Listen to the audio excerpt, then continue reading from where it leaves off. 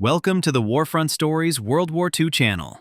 Subscribe to our channel because every day we publish stories about the valor of American soldiers based on real events. Support us. Like our videos if you like what we do for you. January 1945, Alsace, France. The snow falls gently on the frozen marshlands near the Rhine River. The white landscape, once picturesque and serene, has become a canvas of blood and suffering. The temperature hovers at -20 degrees Celsius. Under the pale winter moon, the silence is occasionally broken by distant artillery explosions or the muffled cries of the wounded. Major General John W. Iron Mike O'Daniel stands at his command post, scanning maps of the region west of the Rhine. His weathered face, illuminated by a dim lantern, shows deep concern. His 3rd Infantry Division has been ordered to clear what the Allied command calls the Colmar Pocket, the last German stronghold on the western bank of the Rhine, a bulging salient that threatens the entire Allied advance. Sir, latest intelligence reports confirm heavy German reinforcements in the marshlands. Reports a young lieutenant, his breath visible in the freezing air. The 19th German Army has established defensive positions throughout the wetlands. They're using the flooded terrain to their advantage. O'Daniel nods grimly. And the weather forecast? No improvement, sir. Temperatures will remain well below freezing. Visibility poor. Snow predicted for the next week. What O'Daniel doesn't yet know is that he is about to lead his men into one of the most nightmarish battles of the European theater. Over the next 3 weeks, more than 8,000 American soldiers will perish in these frozen swamps, not just from enemy fire, but from exposure, trench foot, and frostbite so severe that some men will beg medics to amputate their blackened limbs. The battle for the Colmar Pocket would later be described by war historian Stephen Ambrose as a special kind of hell, a forgotten massacre that would save the Alsace region, but at a cost so terrible that many survivors would refuse to speak of it for decades. The horror was about to begin. Dawn, January 22nd, 1945. The men of the 3rd Infantry Division huddle in their foxholes along the eastern edge of the Colmar Forest. Private First Class James Buchanan from Company E blows into his hands, unable to feel his fingers despite wearing 3 pairs of gloves. Next to him, Private Thomas Reynolds tries to light a cigarette, his hands shaking violently from both cold and fear. "You hear what happened to Baker Company?" Reynolds whispers, finally managing to light his cigarette. "No talking," hisses Sergeant Frank Miller, his voice barely audible over the howling wind. "Germans have patrols everywhere. Sound carries over frozen ground." But Reynolds continues anyway, his voice dropping even lower. "They moved through those marshes yesterday. Half the company disappeared into sinkholes. The swamp looks frozen on top, but underneath." He makes a sucking sound with his mouth. According to battle reports filed by Captain Harold Jensen of the 7th Infantry Regiment, the marshy terrain of the Colmar Pocket was unlike anything we had trained for. The Germans had intentionally flooded large sections by damming nearby streams, creating a deadly patchwork of seemingly solid ground that could swallow a fully equipped soldier in seconds. 5 minutes, Sergeant Miller announces, checking his watch. Private Buchanan closes his eyes. In his official testimony recorded in April 1945, he would later state, "I knew most of us weren't coming back." The briefing made it clear. We had to clear those marshes regardless of casualties. General O'Daniel had told our officers that Eisenhower himself had deemed the Colmar Pocket operation essential to protect the southern flank of the Allied advance. At exactly 0600 hours, whistle blasts pierce the frigid air. All along the line, men emerge from their foxholes, their breath forming clouds in the dim morning light. Operation Grandslam has begun. The first casualties come not from German bullets, but from the land itself.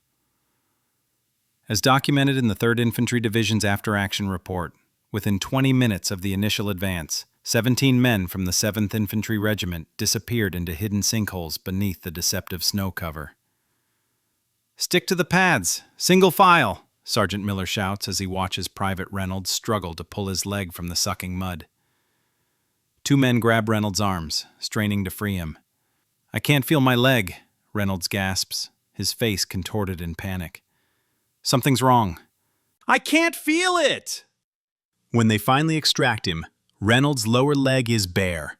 His boot and sock remain somewhere in the depths of the marsh. His exposed skin is already turning an alarming shade of blue in the frigid air. 500 yards ahead, German machine guns suddenly open fire from concealed positions. Men drop to the frozen ground, but there is no cover in the open marshland. According to Lieutenant Colonel Michael Porter's field report, the men were caught in a perfect killing zone.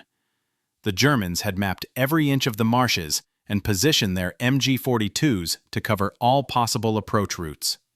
The chattering of the German machine guns, nicknamed Hitler's buzzsaw for their distinctive sound and rate of fire of 1,200 rounds per minute, echoes across the swampland. Bullets tear through the thin ice covering much of the terrain, sending up sprays of muddy water mixed with blood. Medical officer Captain Samuel Winston recorded in his log that morning. Treated 47 cases of casualties within the first hour.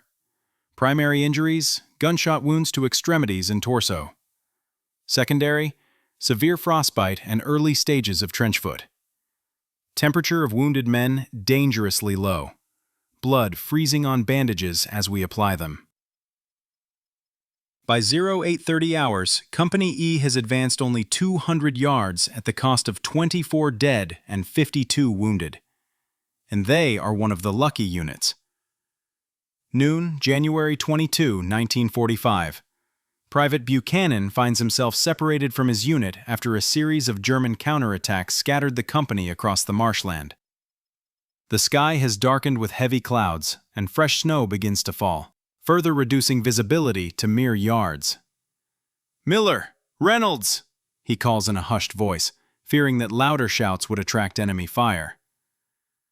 There is no response except for the distant sound of sporadic gunfire and artillery. According to his debriefing statement, Buchanan spent the next 3 hours moving cautiously through the marshes, occasionally encountering the bodies of American soldiers frozen in positions of desperate struggle, some half submerged in partially frozen mud. The worst part wasn't the Germans, Buchanan later testified. It was watching men sink into the marsh. The weight of their equipment would pull them down. The mud would freeze around them. Some were still alive when I found them, stuck from the waist down, unable to move as hypothermia slowly killed them. Buchanan's written account, preserved in the National Archives, describes finding Corporal Henry Matthews of his company. His lower body was completely submerged in the frozen marsh. His hands had dug into the ice until his fingers bled, trying to pull himself out. His eyes were still open, frozen. The medical examiner later determined he had been alive for approximately 2 hours after becoming trapped, slowly freezing to death. As the short winter day begins to fade, Buchanan hears German voices. Dropping to the ground, he watches as a German patrol moves through the marsh not 30 yards away. They are dressed in white camouflage, moving confidently through terrain that had proven deadly to the Americans. The German patrol stops near a dark shape on the ground, an American soldier, still moving weakly. Buchanan watches in horror as the Germans discuss something. Then one of them draws a pistol and shoots the wounded American in the head.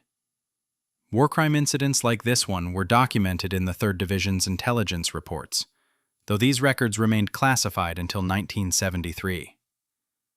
Dawn, January 23, 1945.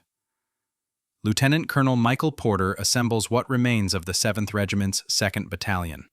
Of the 847 men who began the assault yesterday, only 416 answer roll call. Some units have lost over 70% of their effective strength. The Germans have fortified the village of Jebsheim, Porter informs his company commanders, pointing to a map protected by a clear plastic cover. Intelligence reports they've converted the church tower into an observation post. They have artillery zeroed in on all approaches through the marshes. Captain William Hayes of Charlie Company studies the map grimly. "With respect, sir, Another frontal assault through those marshes would be suicide. Porter's reply is documented in multiple eyewitness accounts. "Those are our orders, Captain." General O'Daniel was explicit. "We clear the marshes and take Jebsheim by tomorrow night, whatever the cost." As recorded in his personal journal, published posthumously in 1968, Captain Hayes wrote, "I looked at Porter and saw something I had never seen before in a commanding officer. The knowledge that he was sending us to die, combined with the grim acceptance that he had no choice." The preparations for the second day's assault include a new and horrifying development. Medical Officer Captain Winston notes in his log, "Amputation rate unprecedented. Severe frostbite cases have overwhelmed our field hospitals. Gangrene setting in rapidly due to wet conditions and extreme cold. Many men requesting amputation to escape the pain of tissue necrosis." At the field hospital 2 miles behind the front, Private Thomas Reynolds lies on a stretcher, staring at the canvas ceiling of the medical tent. The foot that was trapped in the marsh has turned black, the necrosis spreading up his ankle. According to the medical reports, over 250 American soldiers would lose limbs to frostbite during the Colmar Pocket operation, a rate higher than any other battle on the Western Front. "Will I lose my leg, Doc?" Reynolds asks the passing medic. The medic, identified in hospital records as Corporal Timothy Hayes, pauses. "We're doing everything we can, but..." "Yes, likely below the knee. I'm sorry." Reynolds nods, then asks for paper and pencil to write a letter home. It would be his last communication. Hospital records show he died of complications from surgery on January 25, 1945. 1300 hours, January 23, 1945. Private Buchanan has rejoined what remains of his company as they prepare for the second assault on the German positions guarding Jebsheim. The men are exhausted, frozen, and terrified. Many have not slept in over 36 hours, their uniforms still wet from yesterday's ordeal in the marshes. "They've brought up flamethrowers," Sergeant Miller informs the men as they check their weapons. "Command thinks the Germans are hiding in bunkers throughout the marshland. We're to clear them out." The flamethrower units belong to the 756th Tank Battalion, temporarily attached to the 3rd Infantry Division for this operation. According to the battalion's after-action report, they were ordered to sanitize suspected enemy positions in the marshland approaches to Jebsheim. At 13:30 hours, the attack begins. Unlike the previous day's dawn assault, this one is preceded by a massive artillery barrage. For 20 minutes, American 105mm howitzers pound the German positions. The frozen ground magnifies the concussive force of the shells, sending shock waves through the marsh that can be felt in the men's bones. "Artillery's falling short," someone shouts as shell fragments whine overhead. The phenomenon known as friendly fire is documented extensively in the 3rd Division's records from the Colmar campaign. The poor visibility, shifting front lines, and inadequate communication resulted in numerous incidents where American artillery fell on their own troops. According to the official investigation, 24 American soldiers died from friendly fire during the artillery barrage preceding the January 23rd assault. When the order to advance comes, the men move forward in small groups, no longer using the previous day's linear formation.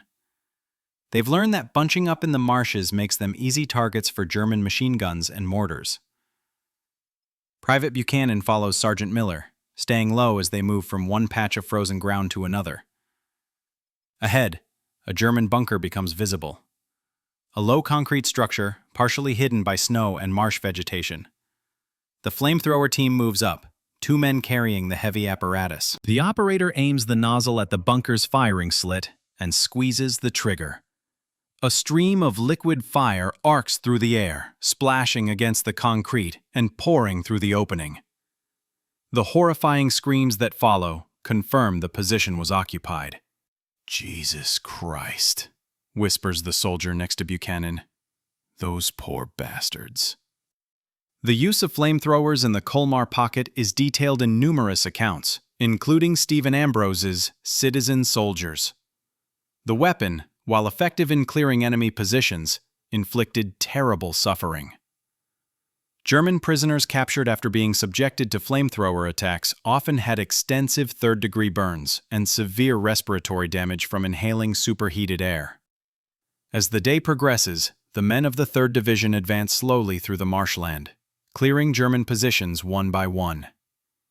The cost is staggering. By nightfall, the division has suffered an additional 412 casualties, bringing the two-day total to nearly 1,000 men killed, wounded, or missing.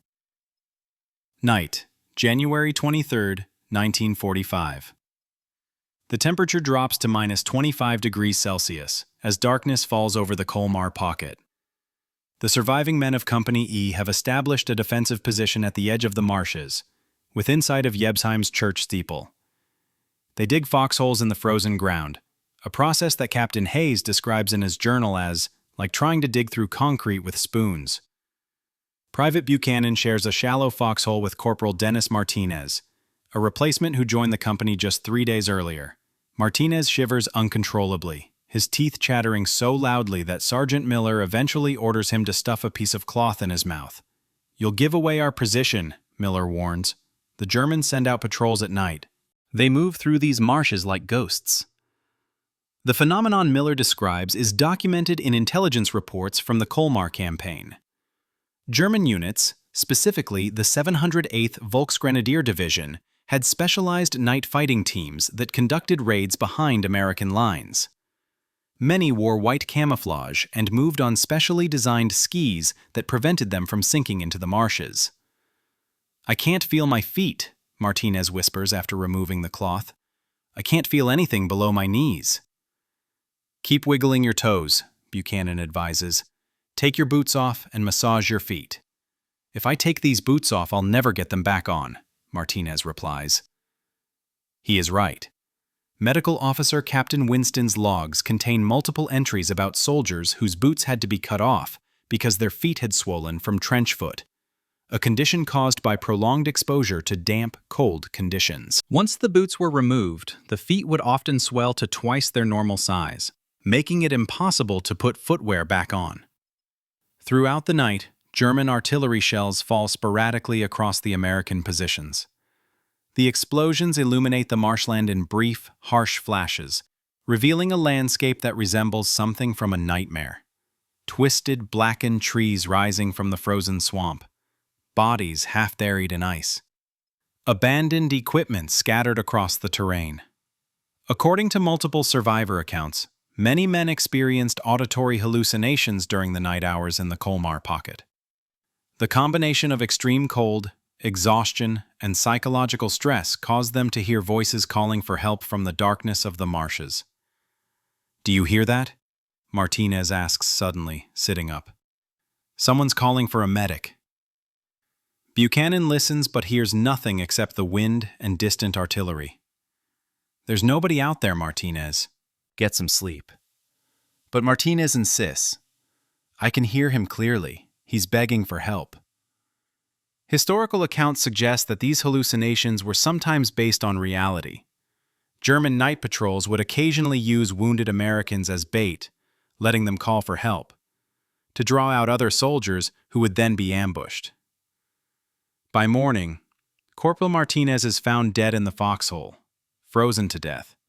Despite being pressed against Buchanan for warmth, the official cause of death is listed as hypothermia, exacerbated by extreme exhaustion.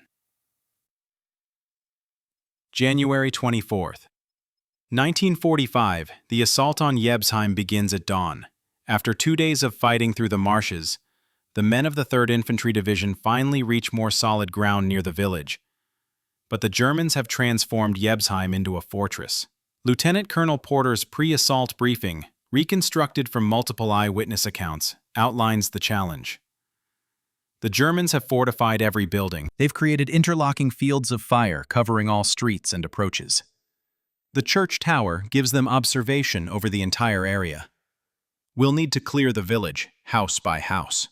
The initial advance into Jebsheim is met with devastating fire. German snipers positioned in upper floors and attics target American officers and radio operators, while machine guns sweep the streets with deadly crossfire. According to the after-action report, The first company to enter Jebsheim lost 40% of its effective strength within 15 minutes. Private Buchanan, now attached to a makeshift assault squad due to heavy casualties in his original unit, moves with his group toward a large stone building that intelligence has identified as the German command post. They approach through the gardens behind the houses, using stone walls for cover. "Prepare a satchel charge," orders Staff Sergeant Paul Jenkins, the squad leader. "We'll blow the back door, then clear the building room by room." The intense close-quarters fighting in Jebsheim is described in graphic detail in Stephen Ambrose's Citizen Soldiers. The battle degenerated into what veterans called mouse-trapping. American soldiers would breach a building, German troops would withdraw to the next structure, and then counterattack through prepared passages between buildings, often catching the Americans in deadly crossfire. As Buchanan's squad prepares to assault the stone building, a German Nadelwerfer rocket battery opens fire from positions east of the village. The distinctive screaming sound of the rockets, which gave them the nickname Screaming Mimes among American troops, fills the air seconds before the projectiles impact throughout Jebsheim. "Get down!" Jenkins yells, but it's too late. Multiple rockets hit the area around Buchanan's squad. The official casualty report states that 7 men died instantly, with 4 others severely wounded. Private Buchanan, thrown against a stone wall by the blast, suffers a concussion and shrapnel wounds to his left side. In his recorded testimony, Buchanan describes the aftermath. "When I came to, I couldn't hear anything except a high-pitched ringing. There was blood everywhere. Jenkins was lying a few feet away, missing his lower jaw. Somehow he was still alive, making these horrible gurgling sounds as he tried to breathe through the ruin of his face." The day's fighting in Jebsheim continues until nightfall, with the Americans gaining control of approximately 40% of the village at the cost of 267 killed and 412 wounded. The battle has deteriorated into a horrific stalemate of room-to-room combat, with neither side willing to give ground. Medical Officer Captain Winston's log entry for January 24 simply states, "Hell has frozen over, and we are living in it." Dawn, January 25, 1945. The 5th day of Operation Grandslam. The situation in the Colmar Pocket has reached a critical point. General O'Daniel, receiving reports of the massive casualties suffered by his division, requests reinforcements from the 6th Army Group Command. According to declassified communications, his message reads, "Situation grave. German resistance fanatical. Terrain worse than anticipated. Request immediate reinforcement and increased artillery support." The response, delivered hours later, is stark. "Continue operation as planned. No additional forces available. Strategic importance of clearing Colmar Pocket remains paramount." Devers. General Jacob Devers, commanding the 6th Army Group, was under immense pressure from Supreme Allied Commander Eisenhower to eliminate the Colmar Pocket before the Germans could use it as a staging area for a counteroffensive. This strategic necessity translated into a death sentence for hundreds of American soldiers. In Jebsheim, the fighting intensifies as fresh German units arrive from the east, crossing the Rhine under cover of darkness. The 708th Volksgrenadier Division, composed largely of teenage Hitler Youth members and older men from the Volkssturm, People's Militia, fights with a fanaticism that shocks even veteran American soldiers. Private Buchanan, his wounds hastily bandaged at an aid station, is sent back into combat with his new squad. They are tasked with clearing a row of houses along the village's main street. "They're just kids," whispers Corporal David Chen as they observe German soldiers moving between buildings. "Look at them! They can't be more than 16. He is correct. Military intelligence reports confirm that by January 1945, the Wehrmacht was deploying Hitler Youth members as young as 14 into combat roles, particularly in last-stand defensive operations like the Colmar Pocket. The following hours bring some of the most brutal house-to-house fighting of the entire European campaign. According to multiple eyewitness accounts, the young German soldiers refused to surrender, often fighting to the death or committing suicide rather than being captured. In one incident, documented by war correspondent Robert Matthews, an American squad cleared a house, only to have a hidden German soldier detonate a grenade, killing himself and 3 Americans. The German was later identified as 15-year-old Hans Müller from the Hitler Youth Program. By mid-afternoon, the Americans control roughly 60% of Jebsheim, but at a terrible cost. The narrow streets are littered with bodies from both sides, many frozen solid in the extreme cold. The few civilians who had remained in the village are found huddled in cellars, many suffering from hypothermia and malnutrition. According to Red Cross reports, 37 Jebsheim civilians died during the battle, some from American artillery, others executed by SS officers for defeatism when they suggested surrendering the village. As night falls, the temperature drops again, reaching -28 degrees Celsius. The wounded lying in the streets between positions freeze to death before medics can reach them. Their screams gradually fade into the darkness, a sound that many survivors would later describe as the most haunting memory of the entire war. January 26, 1945. While the battle for Jebsheim continues, other elements of the 3rd Infantry Division push deeper into the Colmar Pocket, encountering similar resistance throughout the marshy terrain. Private Buchanan, now part of a consolidated unit combining survivors from multiple squads, is ordered to clear a farmhouse on the eastern edge of Jebsheim. Intelligence suspects it houses a German sniper who has been targeting American officers. "Watch for booby traps," warns their new squad leader, Sergeant William Cooper.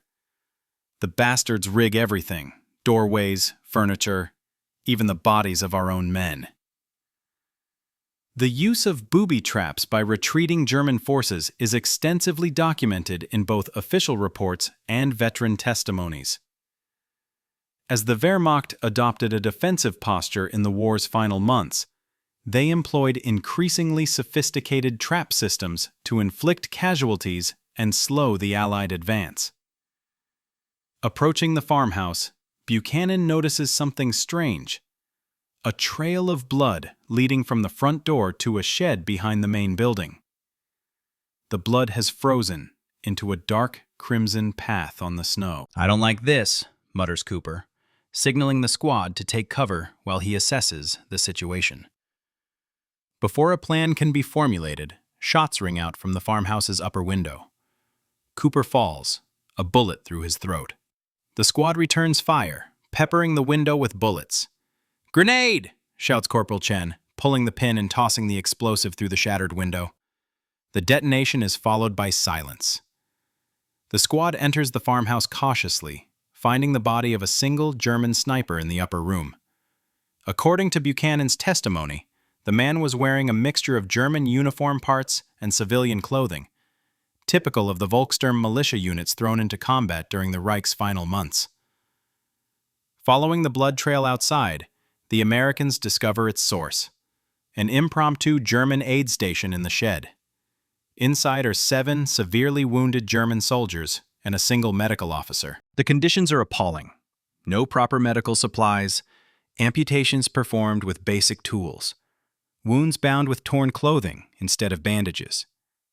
The German doctor, identified in POW records as Hauptmann Captain Karl Brenner, surrenders immediately, explaining in broken English that he has been without supplies for 3 days and that all of his patients will die without proper medical attention.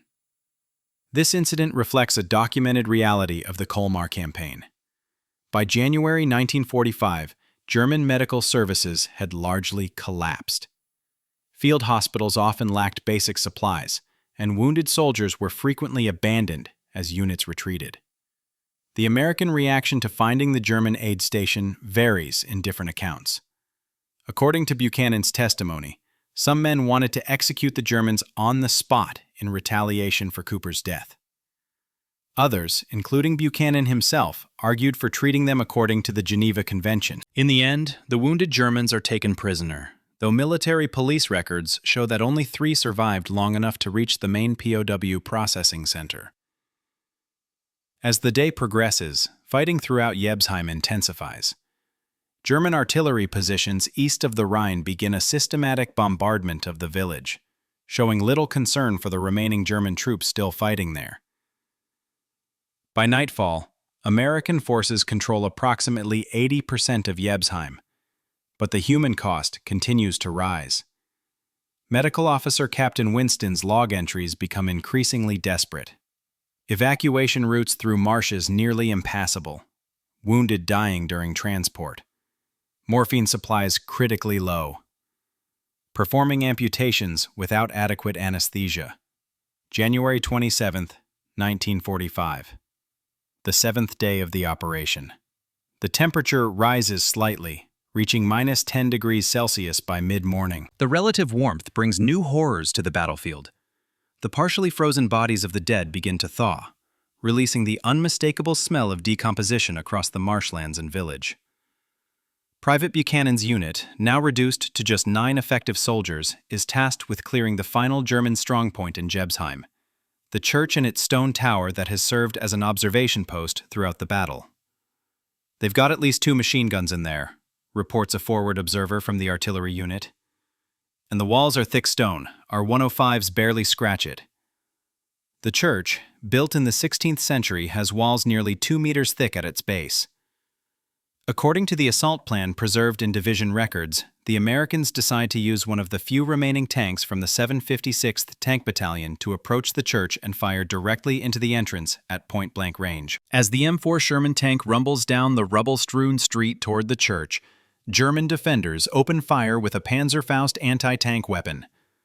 The shaped charge warhead strikes the Sherman's side armor, igniting its ammunition stores.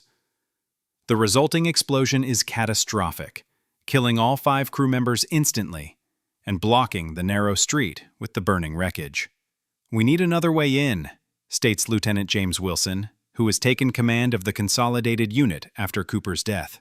Buchanan, recalling his pre-war job as a construction worker, suggests a solution.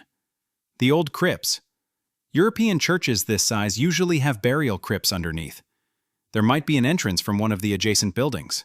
Wilson approves the plan, and Buchanan leads a 5-man team to investigate the buildings surrounding the church. In the cellar of a partially destroyed house, they discover a narrow tunnel, part of an ancient drainage system that indeed connects to the church crypts. What follows is documented in multiple after-action reports and cited by Ambrose in Citizen Soldiers as one of the most harrowing episodes of urban combat in the European theater. Buchanan and 2 other men, Corporal Chen and Private First Class Michael Donovan, enter the tunnel armed only with pistols and grenades due to the confined space. The passage is barely large enough for a man to crawl through, with freezing water covering its floor. After approximately 20 minutes of crawling through the darkness, they reach the church crypts, a series of vaulted chambers containing ancient sarcophagi and more recent burial niches. In the dim light filtering from above, they can make out German voices. According to Buchanan's testimony, "We could hear them moving around above us, speaking in German. From the acoustics, we determined they were positioned near the altar area. We found a narrow staircase leading up into the church itself. The 3 Americans emerge behind the German position, catching 8 defenders completely by surprise. The ensuing firefight is brief but lethal. All 8 Germans are killed, along with Private Donovan, who was shot through the chest at close range. With the church secured, American forces finally gain complete control of Jebsheim on the afternoon of January 27, 1945. The battle for this single village has cost the 3rd Infantry Division over 500 casualties, but the Colmar Pocket operation is far from over. January 28, 1945. With Jebsheim secured, the 3rd Infantry Division pushes eastward toward the Rhine. The marshlands become increasingly difficult to navigate as the terrain drops toward the river. Private Buchanan, one of the few remaining soldiers from his original company, is reassigned to a reconnaissance patrol. Their mission? Probe German defenses along the final defensive line before the Rhine. Intelligence reports they're bringing in SS units across the river, explains Captain Richard Montgomery, the reconnaissance company commander. We need to confirm numbers and positions. The patrol moves out at dawn, using the partially frozen streams as paths through the marshes. According to the official patrol log, visibility is poor due to morning fog rising from the warmer water. 4 hours into the patrol, they encounter the first sign of the new German defenses. Freshly dug machine gun nests positioned on slightly elevated ground within the marshes. Through binoculars, Buchanan can make out the distinctive camouflage smocks of Waffen-SS troops. "Those are 12th SS Panzer Division insignias," whispers the patrol's German-language interpreter, Sergeant Joseph Klein. "Hitlerjugend. Fanatical bastards." The presence of the 12th SS Panzer Division Hitlerjugend in the Colmar Pocket during late January 1945 is confirmed in multiple intelligence reports. This unit, composed primarily of Hitler Youth members with an average age of just 18, had gained a reputation for both fanatical resistance and war crimes against Allied troops, particularly during the Normandy campaign. As the patrol observes the German positions, they witness a disturbing scene. 2 German soldiers drag what appears to be an American prisoner toward a makeshift command post. The man is clearly wounded, leaving a trail of blood on the snow. "We need to report this immediately," Montgomery decides. "If they're taking prisoners, we need to adjust our assault plans." But as they begin to withdraw, the patrol is spotted by a German sentry. Machine gun fire erupts from multiple positions, forcing the Americans to scatter for cover in the marsh. What follows is described in the patrol's after-action report as a running battle through hell itself. Cut off from their return route, the patrol is forced deeper into the marshes, where many men become stuck in the partially frozen mud or fall through what appeared to be solid ground into freezing water beneath. Of the 12-man patrol, only 5, including Buchanan and Montgomery, make it back to American lines. The rest are listed as missing in action, their bodies never recovered from the marshlands. The intelligence they bring back is grim. The Germans have established a formidable defensive line manned by SS troops determined to fight to the death. Breaking this final line will require an all-out assault across terrain that has already claimed thousands of American lives. General O'Daniel, receiving this information, reportedly says to his staff, "God help us all." He knows that his division, already reduced to less than 60% of its original strength, faces yet another meat grinder.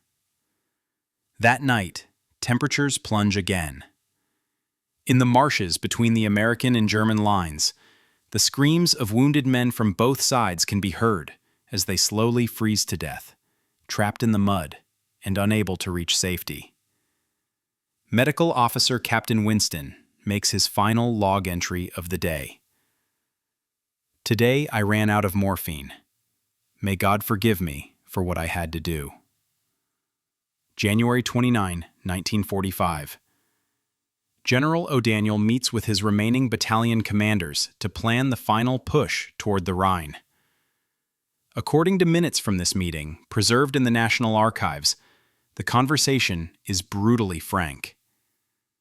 "Gentlemen, I won't lie to you," O'Daniel begins.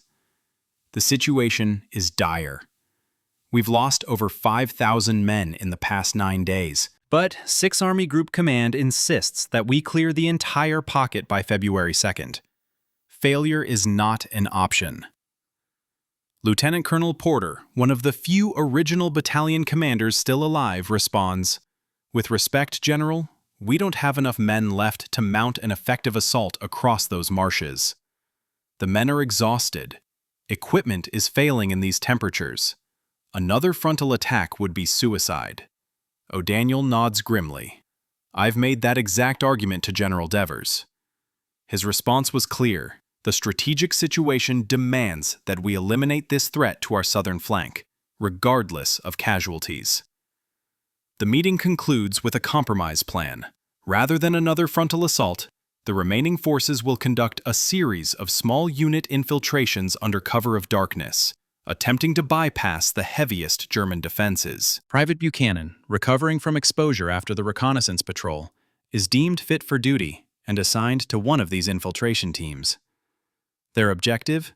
Cross the marshes at night and establish a position behind the German lines, creating confusion and drawing forces away from the main defensive line. The infiltration begins at 0100 hours on January 30th.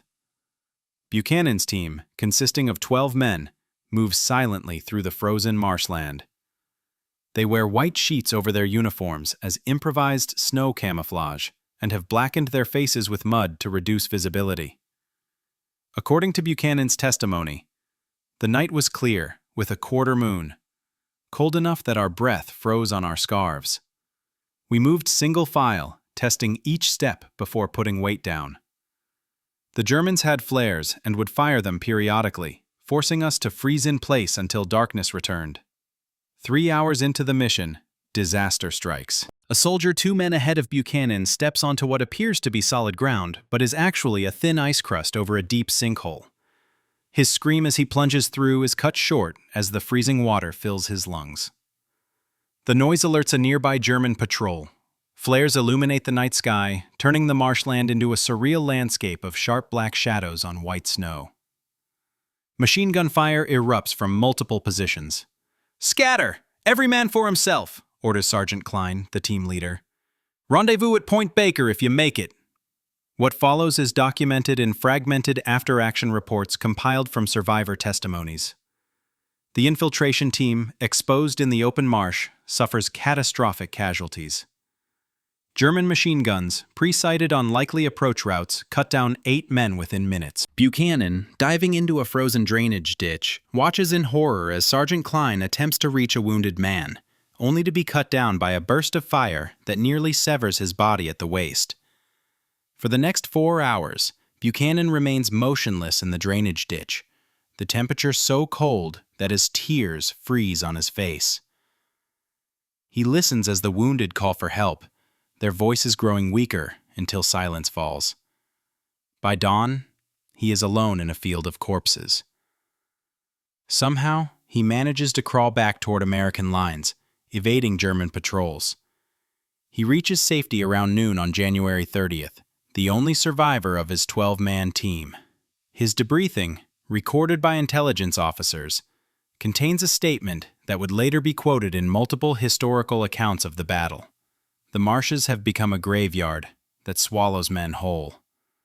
Those who don't die by bullet or shell simply disappear into the mud, never to be found again. This isn't war anymore. It's extermination. January 31, 1945.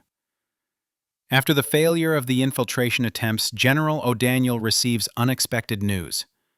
The French First Army will join the operation with significant forces, attacking the Colmar Pocket from the south, while the depleted 3rd Infantry Division continues to push from the north and west. According to communications preserved in military archives, O'Daniel's response to this news is a mixture of relief and bitterness. "Glad to have the help. Regret it didn't come a week ago when it might have saved thousands of my men." For the soldiers of the 3rd Division, however, the arrival of French forces means little. They must continue their advance across the nightmarish terrain that has already claimed so many lives. Private Buchanan, one of only 3 survivors from his original platoon, is assigned to a composite unit made up of remnants from multiple companies. Their objective? Secure a small rise in the marshland that offers observation over the final German defensive line. "It's called Hill 216, explains Lieutenant Wilson, pointing to a barely perceptible elevation on the map. Hardly a hill at all, maybe 10 meters higher than the surrounding marsh.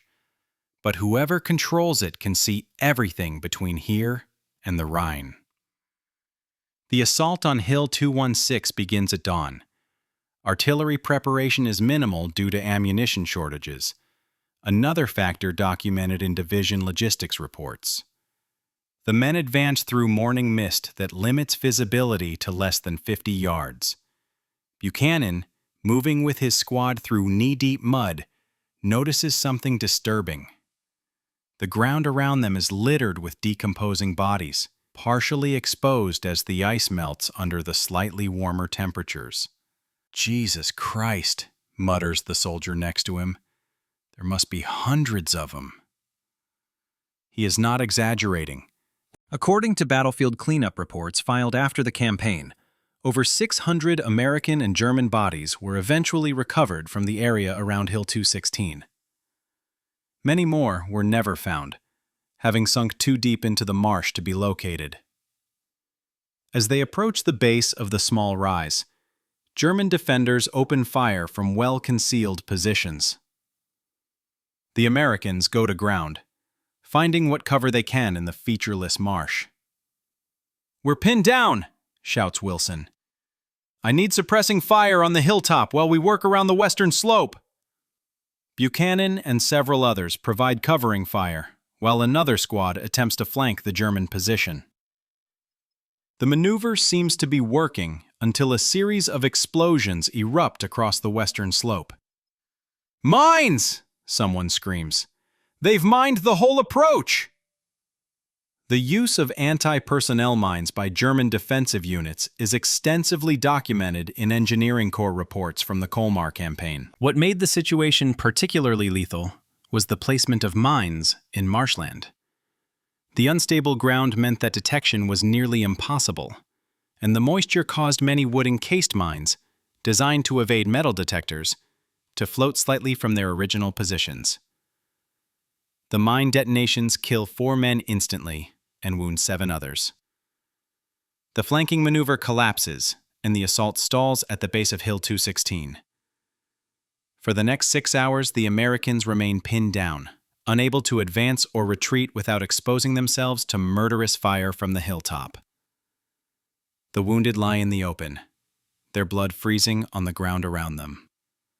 Medical Officer Captain Winston, attempting to reach the wounded, is himself shot through the shoulder. In his final journal entry, written after he was evacuated to a field hospital, he describes the scene.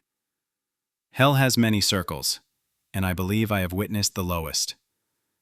Men crying for their mothers as they bleed out in the mud. Medics crawling on their bellies to reach the wounded, only to be shot themselves. The smell of blood, excrement, and gangrene hanging in the air like a physical presence." As darkness falls, the survivors of the failed assault attempt to withdraw, carrying what wounded they can. Many have to be left behind, with promises that stretcher teams will return for them under cover of darkness. According to multiple testimonies, few believed these promises.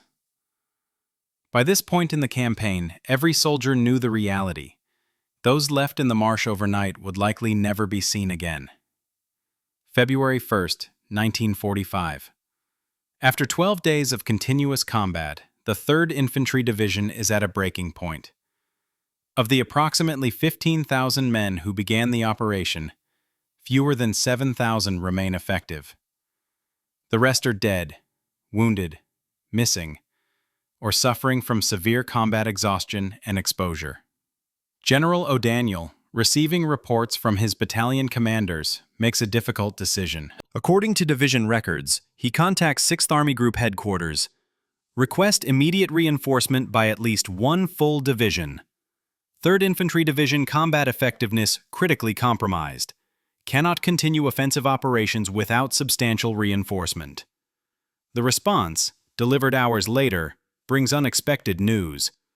The 28th Infantry Division will relieve the 3rd Division, effective immediately.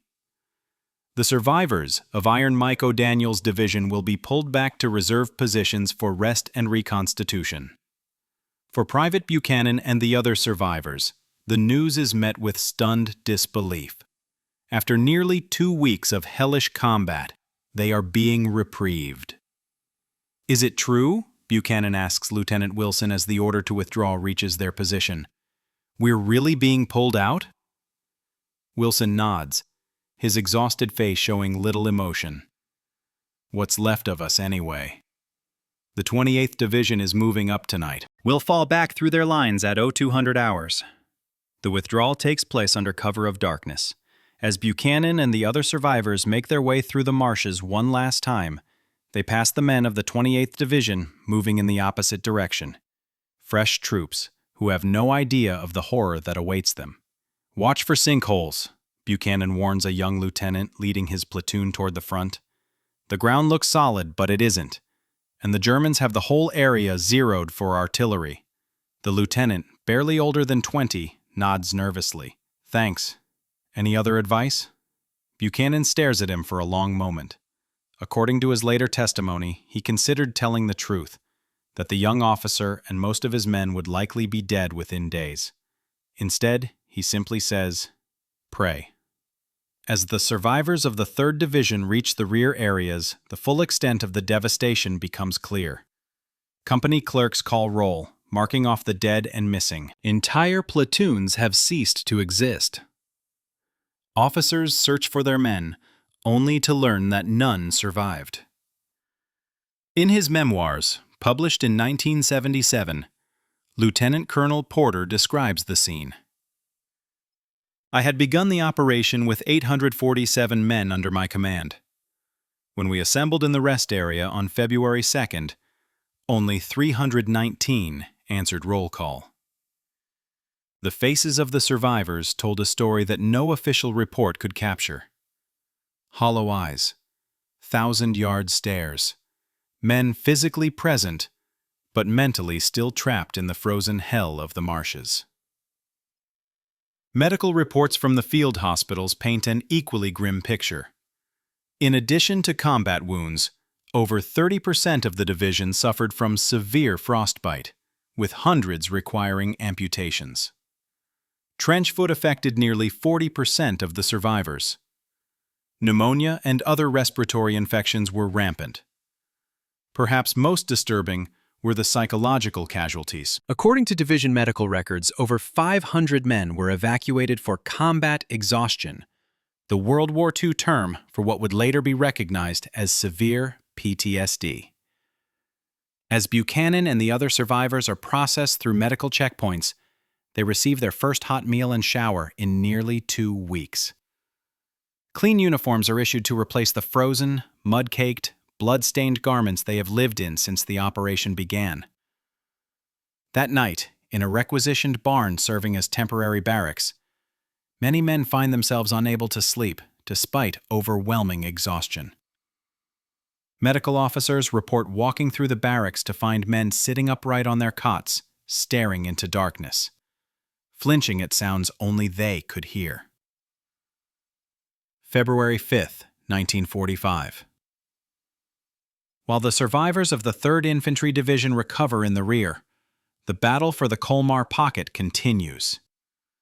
The 28th Infantry Division, supported by French armored units, pushes the final German defenders back to the Rhine. Private Buchanan, diagnosed with moderate frostbite in both feet and, quote, battle fatigue, is hospitalized in a field medical station.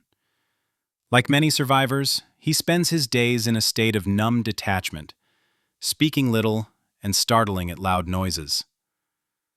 "The doctors call it combat exhaustion," explains a nurse as she changes the bandages on his feet. "It's your mind's way of protecting itself. Given time and rest, most men recover." But Buchanan and many others know differently. According to post-war studies conducted by Army psychiatrists, over 60% of the survivors from the Colmar Pocket operation reported persistent nightmares, flashbacks, and severe anxiety for years afterward. Many never fully recovered. On February 9, 1945, the last German units are pushed across the Rhine and the Colmar Pocket ceases to exist. The operation is officially declared complete. In total, it has cost the American forces over 8,000 casualties, one of the highest rates for any comparable period during the entire European campaign.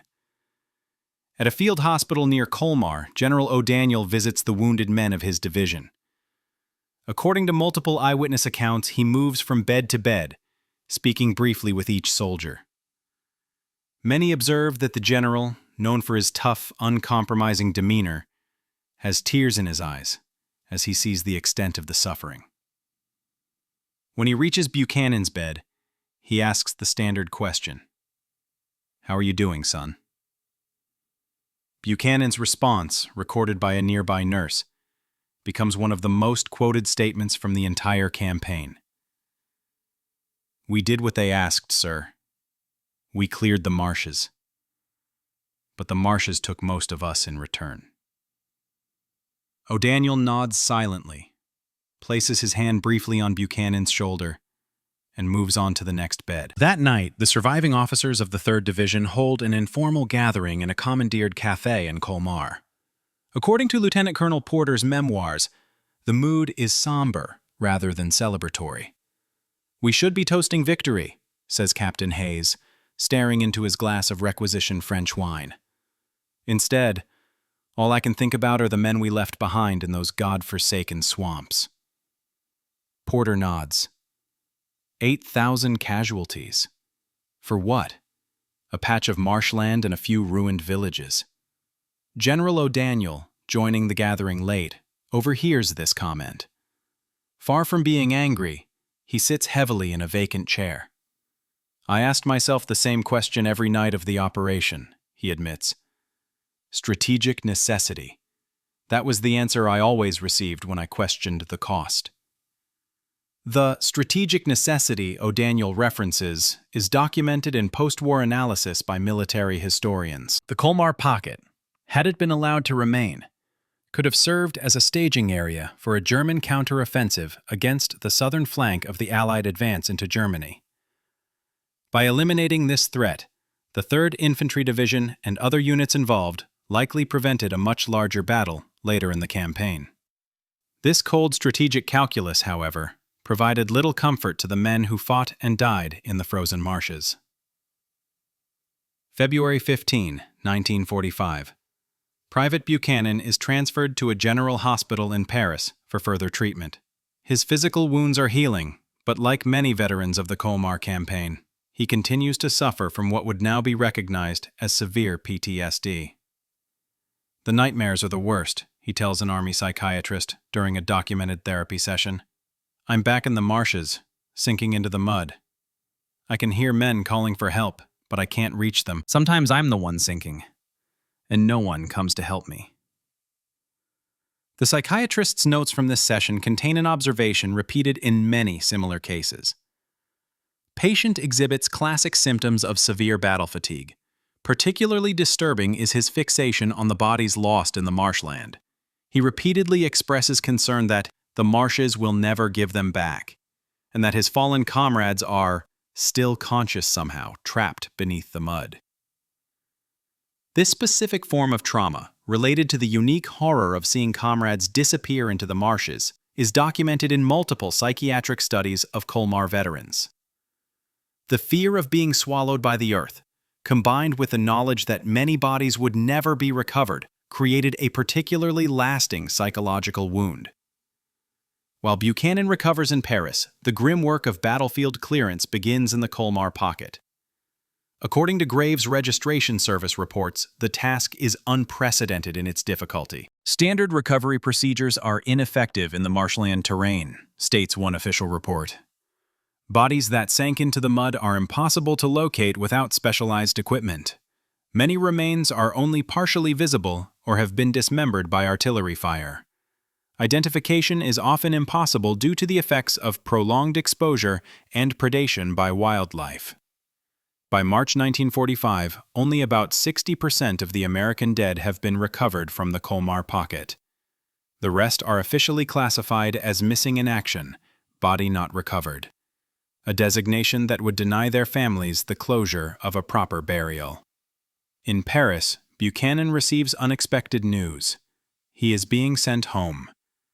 His medical discharge papers cite combat exhaustion and environmental injury as the official reason. Like many Colmar veterans, he is deemed no longer fit for frontline service. Before leaving Europe, Buchanan makes a request that is noted in his service record. He asks to visit Jebsheim one last time. The request is granted, and a medical officer accompanies him to the now quiet village. According to the officer's report, Buchanan stands silently among the ruins for nearly an hour. occasionally nodding as if in conversation with ghosts only he can see. Finally, he places a single dog tag, belonging to his friend Private Reynolds, on the steps of the church where so many died. "They'll rebuild the village," Buchanan tells the officer as they leave. "They'll drain the marshes and plant crops. In 10 years, 20 years, no one will know what happened here. But the ground will remember. The ground always remembers." April 1945. Private Buchanan returns to his hometown of Meridian, Mississippi. Like many returning veterans, he finds civilian life almost incomprehensibly normal after the horrors he has witnessed. "People ask me about the war," he writes in a letter to Lieutenant Wilson, who remained in Europe with the recovering 3rd Division. "They want heroic stories, adventures. How do I tell them about the marshes? How do I explain what it was like to watch men sink into the earth, screaming for help that couldn't come?" This disconnect between civilian expectations and the realities experienced by combat veterans is extensively documented in post-war sociological studies. For veterans of particularly traumatic campaigns, like the Colmar Pocket, the inability to communicate their experiences often led to profound isolation. Buchanan's struggle to reintegrate is typical of many Colmar survivors. According to his VA medical records, he suffers from insomnia, nightmares, anxiety attacks, and periods of debilitating depression. Modern clinicians would instantly recognize these as symptoms of severe PTSD. But in 1945, treatment options were limited to sedatives and vague advice to give it time. In June 1945, Buchanan receives a letter from the War Department informing him that he has been awarded the Bronze Star for his actions during the Battle for Jebsheim. The citation mentions his role in finding the tunnel entrance to the church crypts, an action that likely saved many American lives. His response, recorded in a letter to his former captain, is telling. "They're giving me a medal for surviving when better men died. I don't want their medal. I want them to find Reynolds' body in the marsh. I want them to tell Miller's family how he died trying to save others. I want someone to remember what happened in those God-forsaken swamps." This sentiment, that official recognition failed to acknowledge the true horror and cost of the Colmar campaign, is echoed in many veteran accounts. The operation, despite its strategic importance and staggering casualty rate, received relatively little public attention compared to more famous battles like the Bulge or D-Day. In August 1945, as the war ends with Japan's surrender, Buchanan joins a veterans support group in Meridian. According to the group's records, he rarely speaks during meetings, but attends faithfully every week. When he does speak, it is often to emphasize the importance of remembering those who didn't return. "The marshes took them," he is recorded as saying during one meeting. "The least we can do is make sure they're not forgotten." January 22, 1946. 1 year after the beginning of the Colmar Pocket operation, James Buchanan stands at his window in Meridian, watching snowfall, a rare occurrence in Mississippi. According to accounts from his family, the sight of snow often triggered episodes of what they called his war nerves.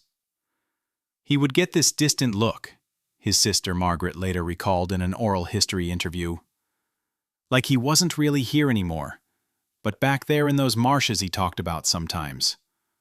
On snowy days, it was worse. He couldn't stand the cold.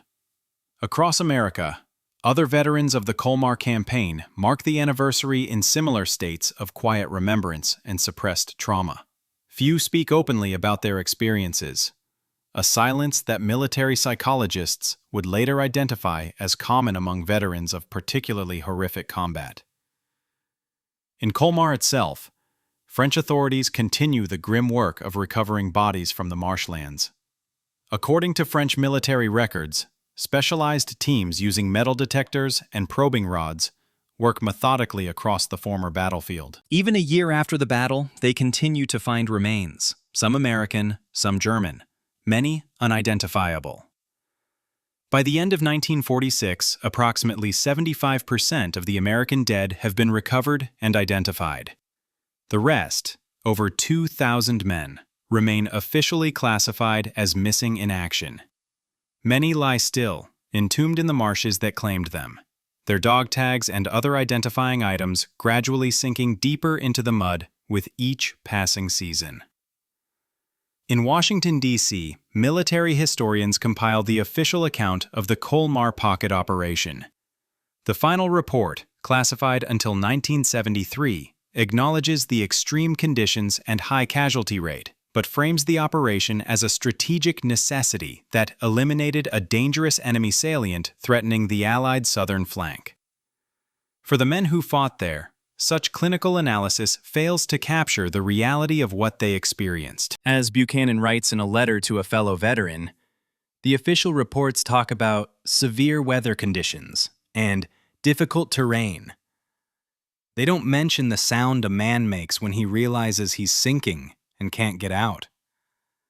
They don't talk about bodies frozen in positions of struggle, half submerged in the marsh. They don't describe the smell when the weather warms slightly, and what was preserved by the cold began to rot. This disconnect between official history and lived experience would characterize the memory of the Colmar Pocket for decades to come. A battle too horrific for a comfortable national narrative, gradually fading from public consciousness, even as it remained vividly present in the minds of those who survived it. 1955. 10 years after the battle, James Buchanan has established a small construction business in Meridian. According to business records and family accounts, he functions well professionally, but continues to struggle with the psychological aftermath of his war experiences. He never talked about it with us, his wife Sarah recalls in a family memoir. But sometimes he would wake up, screaming, fighting the blankets like they were trying to pull him under. On the anniversary each January, he would disappear for a day. We learned not to ask where he went or what he did. In France, the marshlands of the Colmar Pocket have been largely drained and converted to agricultural use. The villages destroyed during the fighting have been rebuilt. To casual observers, there is little evidence of the slaughter that occurred there a decade earlier. However, farmers in the region regularly uncover grim reminders of the battle. According to local newspaper accounts, the spring plowing season often brings bones, equipment, and unexploded ordnance to the surface. One farmer, quoted in the regional newspaper Alsace, states, "The earth gives up its secrets slowly. Last year I found an American helmet with the soldier's remains still inside. How many more lie beneath our fields? How many will never be found?" In the United States, the Veterans Administration begins to recognize what they term delayed stress reaction among World War II veterans. Medical records show that former soldiers from the Colmar campaign are disproportionately represented among those seeking psychological treatment, even a decade after the war. Dr. Martin Hoffman, a VA psychiatrist who treated many Colmar veterans, writes in a 1956 medical journal, "These men exhibit a distinct trauma pattern that appears linked to the specific conditions they experienced. The combination of extreme cold, inescapable mortal danger, and witnessing comrades disappear into the marshes has created a particularly resistant form of psychological injury." Many report that their symptoms have not diminished with time, but have instead become more pronounced as they age. This observation aligns with modern understanding of PTSD, which recognizes that trauma symptoms often worsen rather than improve without effective treatment, especially when triggered by anniversary dates or sensory reminders like cold weather or certain smells. In 1957, a small group of Colmar veterans, including Buchanan, formed the Marshland Survivors Association, an unofficial organization dedicated to preserving the memory of those who died in the operation and supporting survivors struggling with its aftermath. The organization's charter, preserved in Buchanan's personal papers, states, "We who survived to the frozen hell of the Colmar Pocket take upon ourselves the sacred duty to remember our fallen brothers, especially those whose bodies were never recovered. We will ensure that their sacrifice is not forgotten, and we will support each other in bearing the invisible wounds we brought home from those accursed marshes." 1965. 20 years after the battle, the Colmar Pocket has faded from public memory, overshadowed by more famous battles in the popular narrative of World War II. However, for veterans like James Buchanan, now in his 40s, the psychological impact remains profound. According to VA medical records, Buchanan is diagnosed with combat-related neurosis with depressive features, an early recognition of what would later be classified as PTSD. He receives regular treatment, but continues to struggle, particularly during winter months. In Colmar and the surrounding villages, local historians begin documenting the battle more thoroughly. Maurice Durand, a French historian whose father fought with the French First Army during the operation, publishes Le Sacrifice dans les Marais, The Sacrifice in the Marshes, one of the first comprehensive accounts of the campaign. In his introduction, Durand writes, "This battle, largely forgotten in the broader narrative of the war, represents one of the most costly operations on the Western Front in terms of casualties relative to forces engaged and duration. The men who fought and died in these marshlands deserve to be remembered, not just as statistics in military reports, but as individuals who suffered and sacrificed in conditions beyond imagination." The book includes interviews with local residents who witnessed the battle and its aftermath. One elderly farmer from Jebsheim, identified only as Pierre, describes the spring of 1945. "When the snow melted, the horror became fully visible. Bodies everywhere. In the fields, in the marshes, hanging from trees where they had been caught by explosions. And the smell. It lingered for months. Sometimes, even now, when I plow a certain field, I catch that same smell rising from the earth."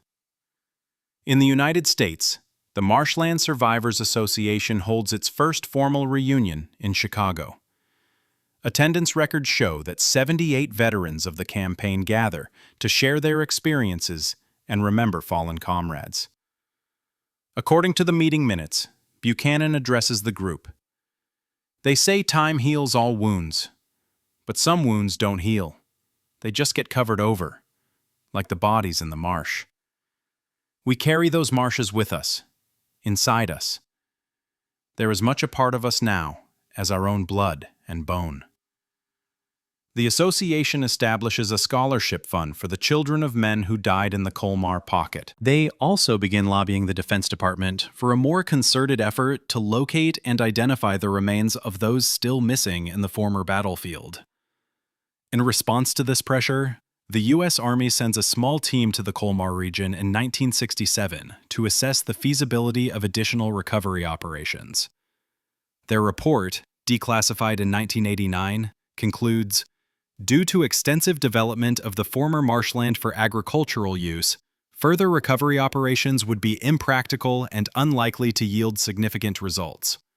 Most unrecovered remains have likely been dispersed by agricultural activity or sunk beyond practical recovery depth.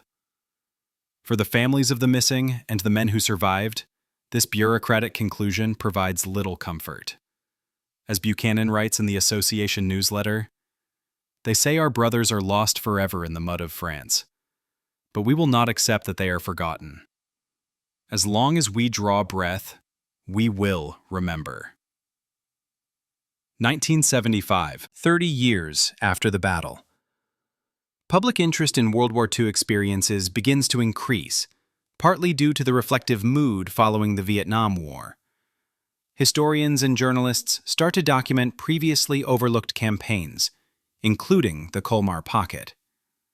Stephen Ambrose, researching what will eventually become his book Citizen Soldiers, interviews James Buchanan and other veterans of the Colmar campaign.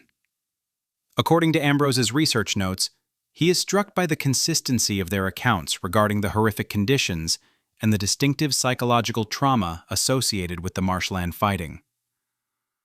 "These men describe a unique hell," Ambrose writes in his notes. "The combination of extreme cold, terrain that could swallow men alive, and the knowledge that many bodies would never be recovered created a lasting trauma unlike anything I've encountered in my previous research." Buchanan, now in his 50s, has retired from his construction business due to health issues partially attributed to his war injuries and exposure. According to family members, he becomes more willing to discuss his experiences as he ages, particularly with younger family members seeking to understand their heritage. His nephew, Michael Buchanan, records several conversations with his uncle during this period. In one particularly revealing exchange, the elder Buchanan attempts to explain the lingering psychological impact of the marshes. "You know what still haunts me? It's not just the men we lost. It's where we lost them. In normal battle, if a man falls, his body is there. You can see him. You can retrieve him if possible, or at least know exactly where he lies. But in those marshes, men would sink from sight. One moment they'd be there, calling for help. The next, they'd be gone, pulled under by the mud and their own equipment weight. And you'd stand there, knowing they were still down there somewhere, but you couldn't reach them. That feeling of helplessness, of abandoning your brothers, it never leaves you." This sentiment, the particular horror of losing comrades to the marshes rather than to conventional combat, appears consistently in veteran testimonies from the Colmar campaign. Modern psychological research recognizes that ambiguous loss, where there is no opportunity for closure through normal mourning rituals, creates particularly persistent trauma. In France, the agricultural development of the former battleground continues, but occasionally yields grim discoveries. According to local newspaper archives, a farmer near Gebsheim uncovers a mass grave containing the remains of 17 American soldiers while digging irrigation channels in 1976. The subsequent recovery operation, conducted by a joint U.S.-French team, manages to identify 12 of the 17 through dog tags and dental records. The remaining 5 are classified as unknown soldiers and interred at the American Cemetery at Epinal, France. For the families of the identified men, the discovery brings long-delayed closure. For veterans like Buchanan, it reinforces the sense that the marshes are still gradually revealing their secrets, even 3 decades after the battle. 1985, 40 years after the Colmar Pocket operation. The surviving veterans, now in their 60s, find their numbers dwindling. According to Marshlands Survivors Association records, their membership has decreased from the original 78 to just 31 active members. James Buchanan, suffering from heart problems that his doctors partially attribute to the physical stress endured during the war, becomes increasingly concerned with preserving the memory of the campaign for future generations. "We're dying off," he writes in a letter to Lieutenant Colonel Porter, one of the few surviving officers from the battle. "Soon, there won't be anyone left who remembers what happened in those marshes. Who will tell the story then? Who will make sure those boys aren't forgotten?" This concern leads Buchanan and other association members to initiate what they call the Marshland Memory Project, an effort to collect and preserve first-hand accounts, photographs, letters, and other documentation of the Colmar campaign before all direct witnesses are gone. The project, funded through donations from veterans and their families, eventually accumulates over 200 hours of recorded interviews, 1,500 photographs, and thousands of pages of letters, diaries, and official documents. This archive, later donated to the National World War II Museum in New Orleans, represents one of the most comprehensive collections of material on the Colmar Pocket operation. In one of his recorded interviews for the project, Buchanan reflects on how the experience changed him and his fellow soldiers. "We went into those marshes as boys, most of us. Those who survived came out as different men. Older in ways that had nothing to do with calendar years. We had seen things no human should see, done things no human should have to do. And we carried the marshes with us, inside us, for the rest of our lives." This sentiment, that the traumatic experience fundamentally altered the survivors, aligns with modern understanding of the neurological impacts of severe trauma, which can permanently change brain structure and function. In France, the 40th anniversary of the battle is marked by a small ceremony in Gebsheim, attended by local officials, a few American veterans, and representatives from the U.S. and French militaries. According to newspaper accounts, the mayor of Jebsheim, Robert Metzger, speaks of the town's blood debt to the American soldiers who died liberating it. Our children play in fields where young Americans once died in terrible suffering. Our farms grow crops in soil that holds the remains of those whose bodies were never found. We who live in peace today must never forget the price that was paid here. Following the ceremony, a small memorial is dedicated in the Jebsheim Church, the same building where Buchanan and his comrades fought the final German defenders 40 years earlier. The bronze plaque lists the names of the American units involved in the battle and states simply, "They saved Alsace at the cost of their blood." 1995, 50 years after the battle. The 50th anniversary brings renewed attention to the Colmar Pocket, with several historical publications and documentaries examining this often overlooked campaign.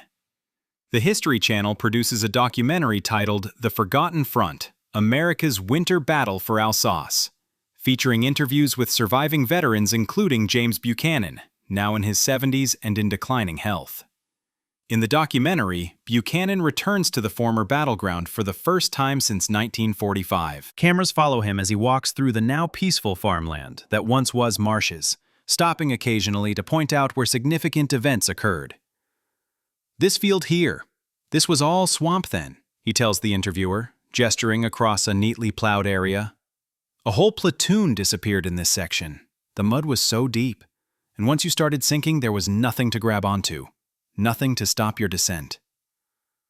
Later, standing in the Jebsheim Church where he fought 50 years earlier, Buchanan becomes visibly emotional.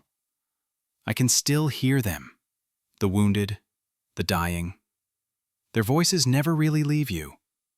The documentary also explores the long-term psychological impact on survivors.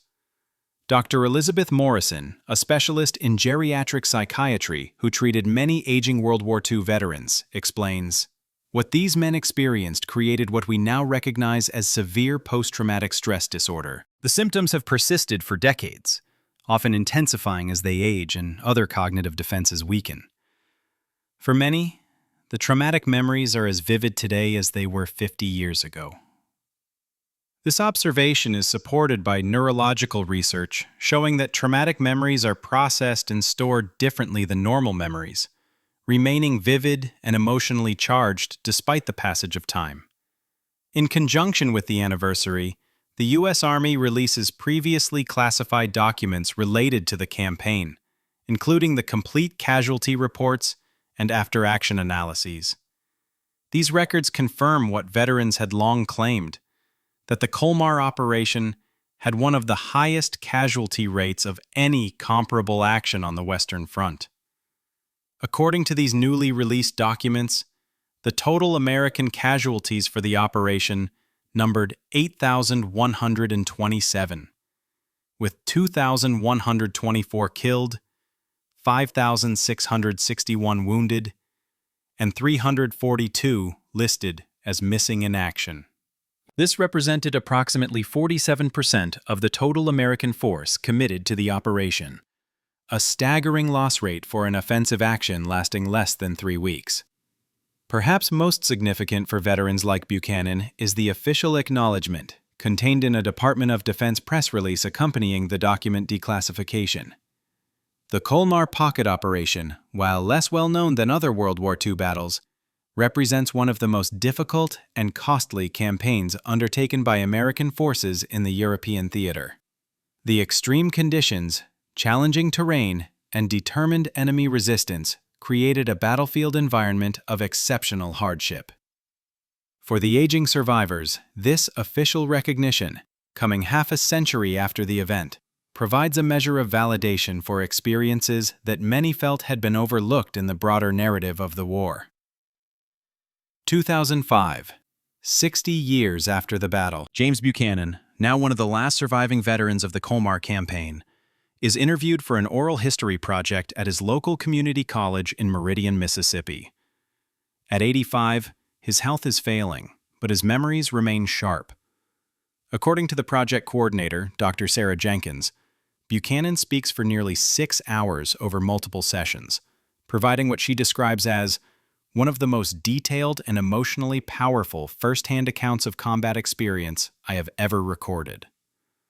Excerpts from these interviews, later published in a collection titled Voices of the Greatest Generation, reveal Buchanan's continuing preoccupation with those lost in the marshes. People talk about closure these days. There's no such thing for what we experienced. How do you find closure when so many of your friends disappeared into the mud? Their bodies never recover. How do you find peace when you can still hear them calling for help 60 years later?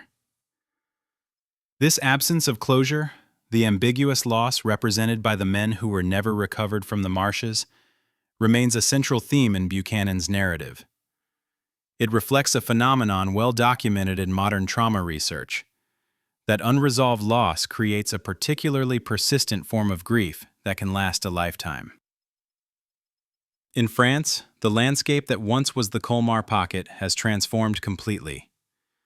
The marshlands are long gone, replaced by productive farms, housing developments, and industrial areas. According to regional planning documents, only a few small areas of protected wetland remain as a hint of what the terrain once was. Yet the land still occasionally reveals its secrets. In 2007, construction workers building a new highway near the former battlefield uncover human remains along with military equipment. Forensic analysis identifies the remains as those of 3 American soldiers from the 3rd Infantry Division, missing since January 1945. Through DNA testing, 2 of the 3 are identified and returned to their families for proper burial. The 3rd remains unknown and is interred in the Epinal American Cemetery with full military honors. For James Buchanan, now confined to a nursing home due to advancing heart disease, news of this discovery brings a mixture of emotions. In a letter dictated to his grandson, he writes, "It gives me some peace to know they're still finding our boys, still bringing them home after all these years. But it also reminds me how many are still out there, still waiting to be found. The marshes haven't given up all their dead yet." This would be Buchanan's last written statement about the battle. He dies peacefully in his sleep on November 14, 2008, at the age of 88, one of the last surviving veterans of the Colmar Pocket operation. Present day. The Colmar Pocket remains one of the less-known battles of World War II in public consciousness, despite efforts by historians like Stephen Ambrose to include it in the broader narrative of the war. The land that once formed the battlefield has been completely transformed. Modern visitors to the area would find it difficult to imagine the frozen hell that existed there in January 1945.